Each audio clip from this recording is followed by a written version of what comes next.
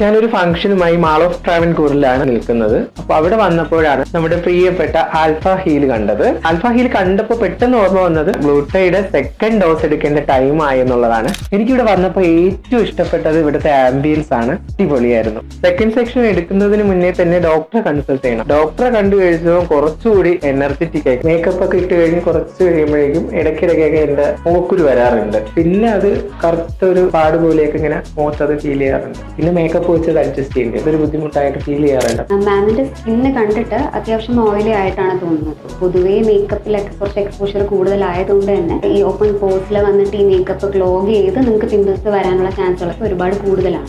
ആദ്യം ഒരു പീൽ എന്തെങ്കിലും ചെയ്യാം, ശേഷം ബാക്കി നമുക്ക് സ്കാറിന് വേണ്ടിയുള്ള ട്രീറ്റ്മെന്റ്സും പ്രോഡക്ട്സും കൂടെ ഒരുമിച്ച് കമ്പൈൻ ചെയ്താണ് ചെയ്യുന്നത്. ട്രീറ്റ്മെന്റ് എന്ന് പറയുമ്പോൾ PRP വിത്ത് മൈക്രോനീഡൽ സ്കാർ ട്രീറ്റ്മെന്റ്സും കാര്യങ്ങൾക്ക് നല്ലതാണ്. ഓപ്പൺ പോസിന്റെ കാര്യത്തിന് നല്ലതാണ്. MNRF also is A good procedure. ഡോക്ടറുടെ നിർദ്ദേശപ്രകാരം മുഖത്തുള്ള ഈ കുഴിവുകൾ അതിനൊരു ട്രീറ്റ്മെന്റ് പറഞ്ഞു MNRF. നമ്മുടെ ലൊക്കേഷൻ വരുന്നത് ട്രിവാൻഡ്രത്തുള്ള ഈഞ്ചക്കലിലെ മാൾ ഓഫ് ട്രാവൻകൂറിലെ ഫസ്റ്റ് ഫ്ലോറിലാണ് ആൽഫ ഹീൽ.